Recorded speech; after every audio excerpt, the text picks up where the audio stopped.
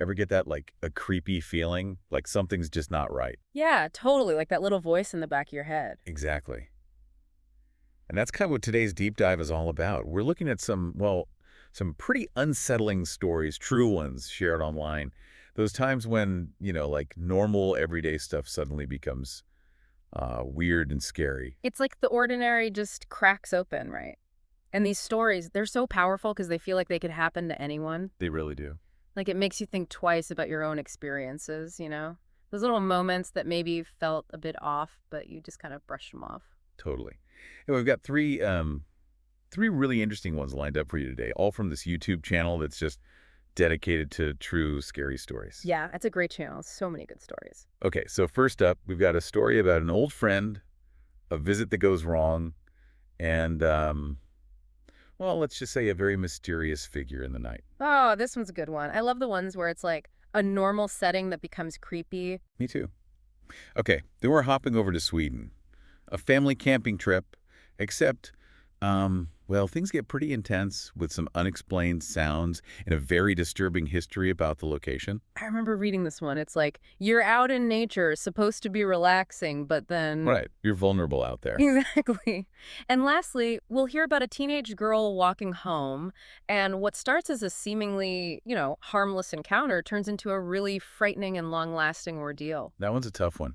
Really makes you think about safety and how quickly things can change. It does. So yeah, today we're going deep into these stories, trying to figure out what makes them so impactful, why they stick with us, and maybe, just maybe, we can learn a little something about ourselves along the way, Yeah. about how we react to the unexpected and the scary stuff. Okay, so let's jump right in. Story number one, picture this.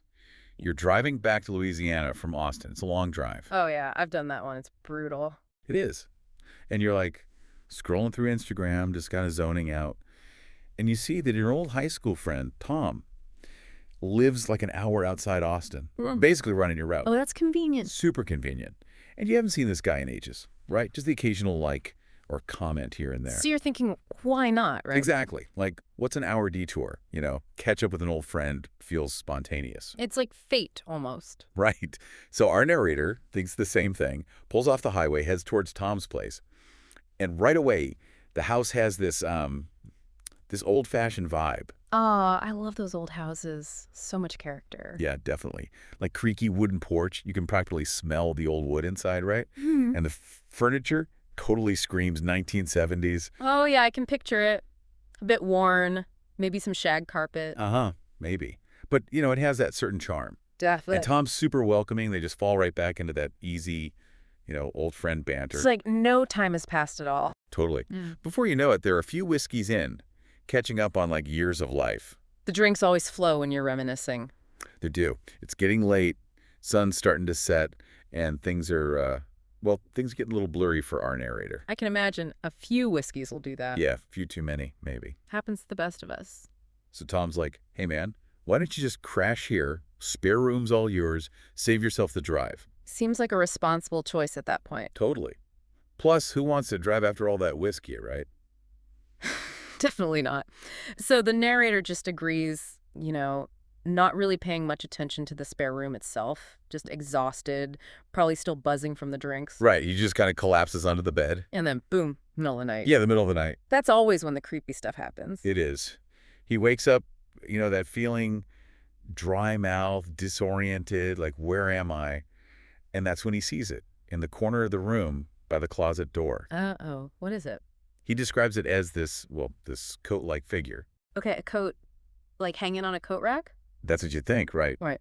But he says it's long, black, and like hanging on something, but the silhouette is just off. Off? How so? It's hard to explain. Like something about the shape, the way it's hanging, it just doesn't look right. It's like even in the dark, your brain's telling you something's wrong. Exactly. And his heart starts racing, right? He doesn't remember seeing it when he came in, but figures, well, I was pretty tipsy, maybe I just didn't notice. You try to rationalize it. He does. It's just a coat hanging weird. But he can't shake this feeling of dread. Like you can't look away. He can't. He keeps looking back at it, and it's still there. He closes his eyes, tries to force himself back to sleep, but then he wakes up again, and this time there's this creaking sound. Creaking, like the house settling. Yeah, you'd think so, right? But it's like footsteps. Someone walking carefully on those old wooden floors. Oh, that's creepy. Super creepy. He opens his eyes, and it's starting to get light outside. Dawn's breaking. And the coat, it's gone. Gone. Just vanished. Vanished.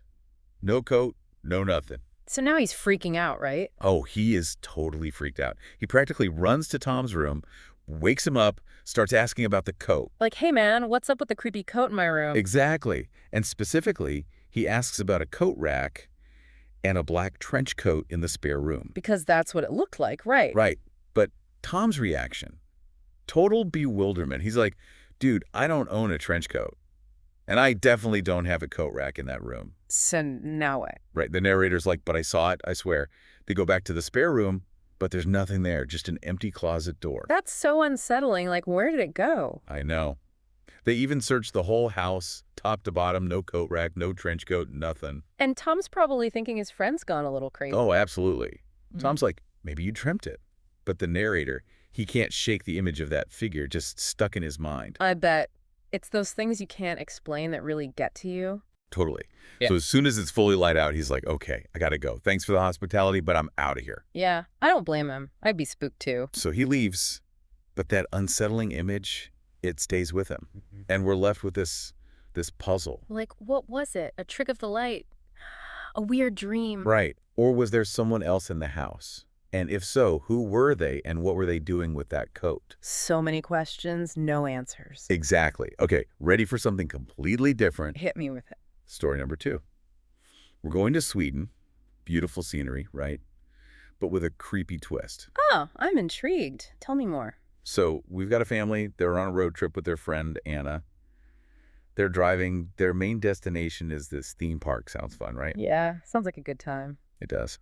Problem is they didn't book a campsite in advance. Oh, rookie mistake. I know, right? Yeah. So they get to the city, and every single campsite nearby is completely booked. Uh-oh. Why is that? Turns out there's a massive soccer tournament happening. Makes sense. Everyone's trying to find a place to stay. Yeah, so they're kind of stuck.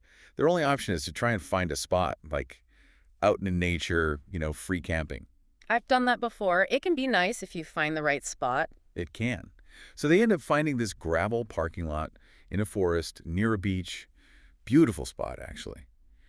It's within a nature reserve, so they even ask a hiker, like, hey, is it okay to camp here? She's like, yeah, should be fine. But it's a nature reserve, so it's not an official campsite, right? Right, which you'll see adds to the whole vibe of the story. Okay, I'm getting a bad feeling already. I know, right?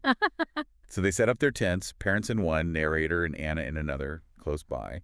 And as they're getting settled, the narrator notices this car parked a little ways away. What kind of car? Like really old, beat up, almost looks abandoned. No one's inside, and it's getting late, like evening. So it's just them in this creepy car. Pretty much. And it's weird, right? Like you'd think there'd be more people around at the beach, in the woods, but it's just them. Yeah, super isolated. Okay, so fast forward, it's around midnight. Parents are asleep. Narrator and Anna are in their tent trying to sleep, and suddenly they hear this sound. What kind of sound? Like metal on gravel, a very distinct metallic sound. Oh, that's not good. Right, and it's coming from the direction of that car. They're too scared to even look outside. Oh, I would be too. Then they hear, like, the sound of the metal being thrown into a trunk, and then boom, the trunk slams shut and the car speeds off. Okay, that's definitely not good. What do they think it is? They have no idea. They're freaking out, obviously. And then the narrator gets a text from a friend in a nearby city warning them about the beach, saying it's known to be dangerous, like there's some organized crime stuff going on there. They had no clue. No clue. Yeah. We're like, what have we gotten ourselves into? Got bad timing. Right. And just when they're starting to calm down a little bit, they hear this scream. Oh, no. What kind of scream? It's like the most blood-curdling scream they've ever heard. A man screaming, and it sounds like it's coming from the woods. Oh, God, that's terrifying. They immediately text their mom, then call her. But their parents, they say they didn't hear anything. What? How could they not hear that? I know, right? It's like super loud and clear to them, but their parents are like, no, must have been an animal. Go back to sleep. That's so frustrating. Like, they know something's wrong. They do, but their parents are clueless. So they're trying to calm down. But then everything goes silent, like eerily quiet. And then they start hearing footsteps. Footsteps. Oh, no. Yeah, like someone walking very carefully around their tents. Like they're trying not to be heard. Exactly. They're listening, hearts pounding, and they can't think of any reason why anyone would be out there creeping around in the dark. It's just so unnerving. It is. The footsteps, they circle their tent, then their parents' tent, then their car. And then get this, the car comes back. The same car. The same creepy car. The headlights flash on their tents for a second. They duck down, and then boom, the car speeds off again. Oh my God, this is like a horror movie. I know, right?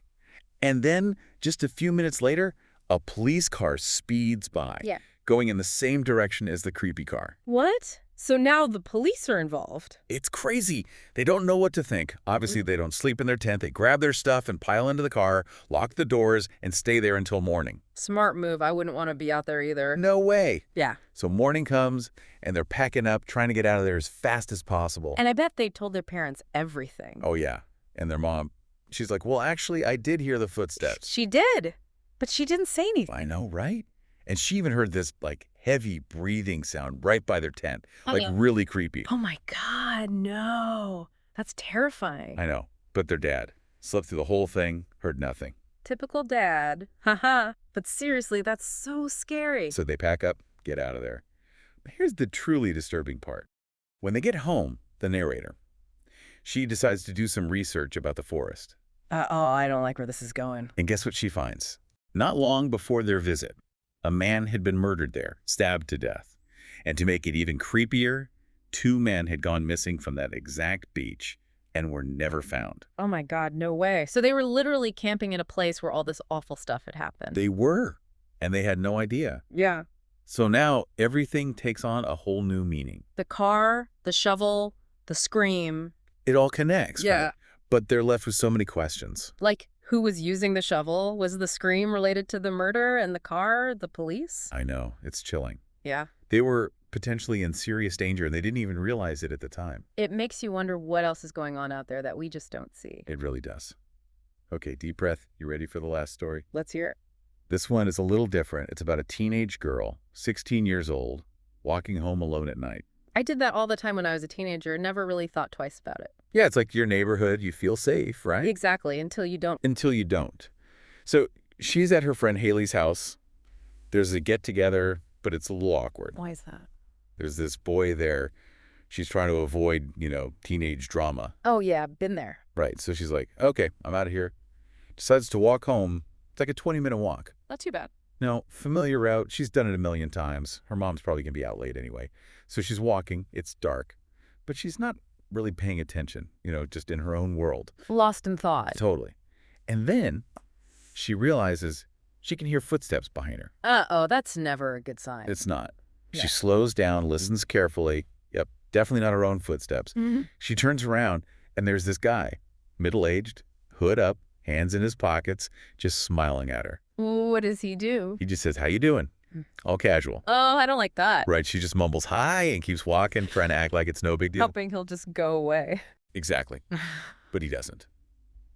For the next 5 minutes, she keeps walking, and every time she looks back, he's still there, same distance behind her, maybe even closer. Oh, that's creepy. For creepy. She starts texting her friends like, hey, this weird guy's following me. Good thinking. At least someone knows what's going on. Right.